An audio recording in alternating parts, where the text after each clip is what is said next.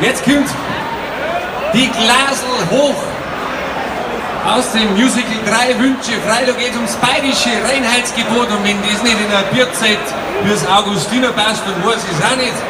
Wer Durst hat, darf mitmachen. Achtung, seid soweit.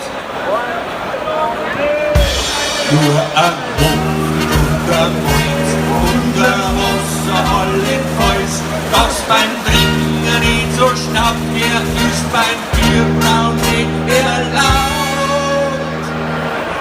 Die Glasl hoch auf die Gemütlichkeit auf Tellerbild, die Glasl hoch auf die gute alte Zeit. Die Glasl hoch, weil du seit der Ewigkeit was lang nimmer so unbändig schier hält. Lasst es euch schmecken!